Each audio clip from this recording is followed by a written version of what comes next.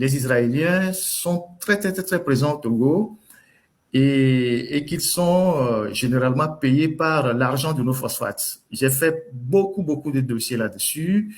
J'ai parlé longuement de cette collaboration-là et je dirais même aujourd'hui, s'il y a un pays qui assure vraiment la sécurité de Faure Gnassingbé, c'est Israël. Et pourtant, on n'en parle pas beaucoup parce que en parler ne fait pas l'affaire de notre propagande.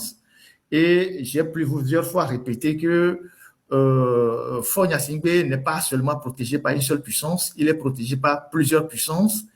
Et le fait que on dévie tout le débat sur un seul pays fait qu'on ne comprend rien de ce qui est en train de se passer.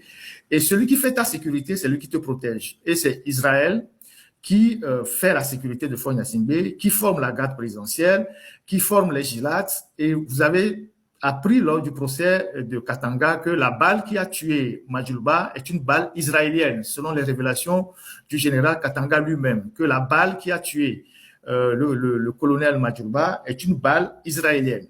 Et donc, c'est eux qui sont dans la sécurité numérique, c'est eux qui sont dans les renseignements, c'est eux qui mettent beaucoup de moyens pour sauter nos comptes et tout ça. Ils ont plusieurs bureaux à Lomé. J'ai même montré certains bureaux ici. Et c'est des gens qui sont proches du Mossad et donc le service de renseignement israélien. Et Faure, il les paye comme il veut. Il leur donne énormément d'argent. Le plus important, c'est que il puisse assurer sa sécurité. Alors, notre confrère Africa Intelligence a sorti cet article-là. Moi, j'étais au courant de ce dossier. Je n'en ai pas parlé le premier. Qui dit ceci: l'Israélien mère groupe prestataire de services de renseignement. Déjà actif au Togo, le groupe israélien, la technique, est-ce que vous pouvez enlever, il y a deux bandeaux de mutation qui m'empêchent de lire. Voilà. Le groupe israélien a remporté un nouveau contrat pour fournir des solutions de cybersécurité à Lomé qui coopèrent activement avec Tel Aviv en la matière. Le Bureau israélien des technologies de cybersécurité, MER Group, vient de réaliser une belle opération à Lomé. Prestataire régulier des autorités togolaises, donc ils sont là depuis longtemps. Ces dernières années, le conglomérat a décroché un contrat de 20 millions d'euros pour poursuivre ses activités dans le pays pendant 1 an. Donc, Faure Gnassingbé a donné à un groupe de prestataires israéliens pour les renseignements et la cybersécurité 20 millions d'euros. 20 millions d'euros, ça fait 13 milliards 300 ou 500 millions. 13 milliards, plus de 13 milliards. Donc, Faure Gnassingbé, pour sa propre sécurité, a pris 13 milliards pour signer un contrat d'une seule année, 1 an, avec un groupe israélien pour sa sécurité. Et ça, vous n'entendrez jamais des activistes dénoncer ça. Ils vont vous dire, ouais, c'est tel pays qui soutient Faure, alors que ceux qui soutiennent Faure, les voilà. Et c'est là où rentre l'argent de nos phosphates, ou l'argent du port. Et vous allez vous poser la question, dans le budget national, la loi de finances, où est-ce que Faure a pris les 20 millions d'euros, donc les 13 milliards, pour payer les Israéliens? Vous ne verrez aucune traçabilité. Vous ne verrez aucune traçabilité. Et donc, MER Group sera chargé d'équiper les services de sécurité, donc l'Agence nationale des renseignements, donc l'ANR, qui arrête les gens, qui écoute, qui torture, qui tue les gens, en tête avec des solutions de cyber. Vous entendez? Des solutions cyber, du matériel de protection d'infrastructures sensibles, des technologies de détection. La holding pourrait aussi prendre en charge le volet de formation à destination des agents de renseignement et des forces spéciales. Entretenant des connexions étroites avec l'État israélien. Donc, MER Group est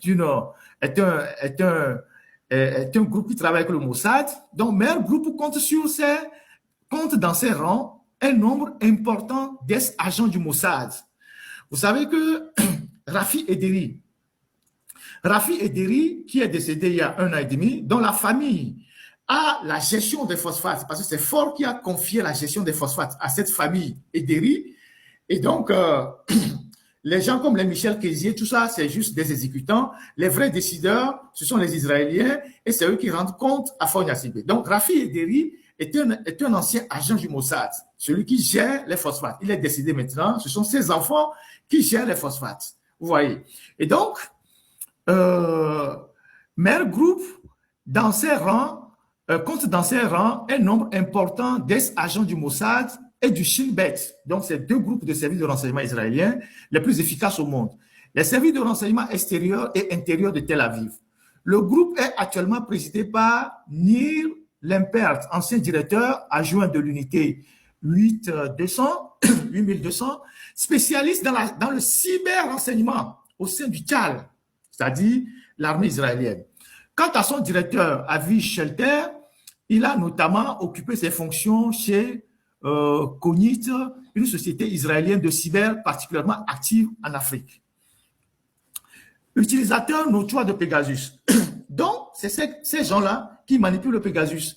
De longue date, Israël et le Togo ont coopéré sur les questions de contre-terrorisme et de renseignement. À ce titre, le ministre des Affaires étrangères, Robert Doucet, et son homologue, Gideon Sarr, s'entretiennent régulièrement des possibilités de renforcement du partenariat sécuritaire. Pour former les militaires togolais aux techniques de renseignement, Agal Prey, ex-patron du Human, une unité de police antiterroriste israélienne, a par le passé régulièrement déployé dans le pays des prestataires privés via une société ASL. Lomé est par ailleurs un utilisateur notoire de Pegasus, un logiciel d'espionnage des téléphones commerciaux par la société israélienne NSO Group. Une poignée de sécurocrates israéliens ont leurs entrées dans la capitale togolaise, à l'instar de Yoram Cohen, ex-patron de Shin Bet, qui a rencontré l'an dernier le président du conseil, Faure Gnassingbé. Et donc, vous voyez, quand on est journaliste, on parle des faits, on est factuel. On ne raconte pas les ragots de quartier, on est factuel. Donc ici, c'est un élément tangible de ce que Faure Gnassingbé a pris 13 milliards de nos comptes pour payer les Israéliens juste pour sa sécurité, juste pour les renseignements, juste pour écouter les gens. Et ça, vous ne verrez pas les gens le dire. Parce que pour certains, dire ça n'arrange pas leur business de propagande. Donc, voilà un des pays majeurs qui travaille aujourd'hui à protéger Faure Gnassingbé. Et personne n'en parle. 13 milliards, qu'est-ce qu'on peut faire? Qu'est-ce qu'on ne peut pas faire avec 13 milliards dans les cantons, dans les préfectures de Yoto là-bas ou de Vaud, alors qu'il n'y a pas d'hôpitaux là-bas? Vous avez vu le dispensaire de Haotoué, vous avez vu les infrastructures. Qu'est-ce qu'on ne peut pas faire là-bas? Mais Faure Gnassingbé ne s'est pas arrêté là.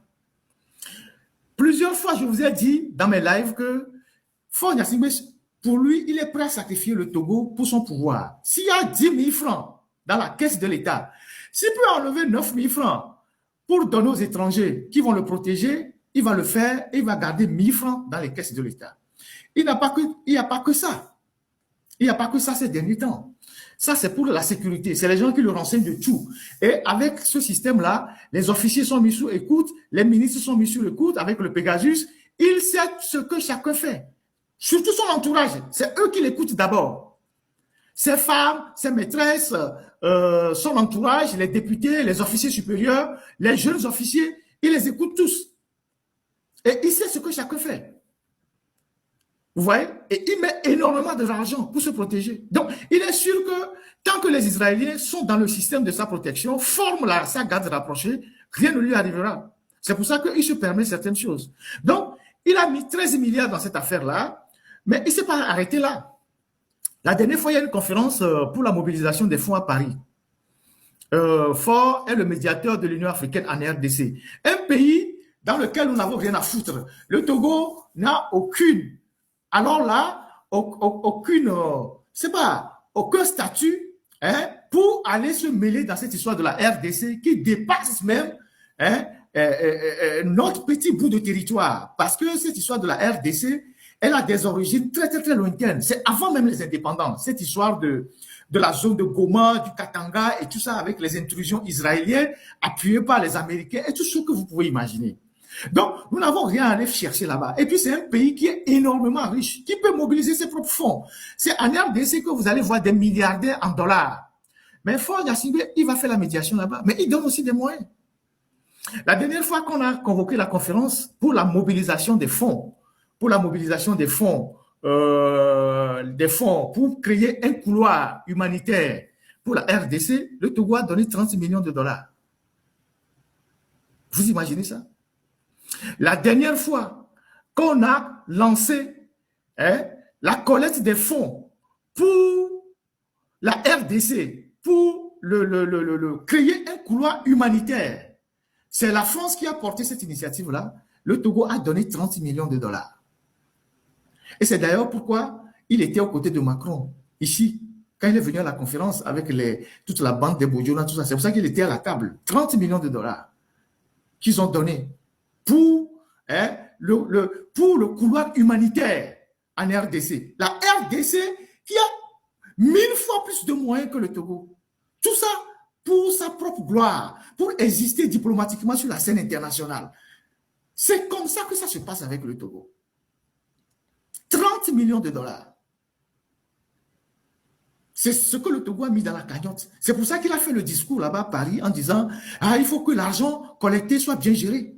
Il faut que l'argent collecté soit bien géré. Il ne faut pas que les gens détournent l'argent. » Parce que c'était le prix à payer pour que Macron l'accepte autour de la table le jour où ils ont fait la conférence de mobilisation à Paris. 30 millions de dollars que le Togo a donné. Vous voyez ce qui nous arrive. Voilà ce qui est en train de nous arriver. Voilà ce qu'il est en train de faire avec le pays. Pendant ce temps, on va faire un tour à Dapaon. Vous allez voir les gens qui disent qu'il n'y a pas de loi à Dapaon. On fait un tour à Dapaon, on revient. Et je continue les commentaires techniques. Le problème de l'eau,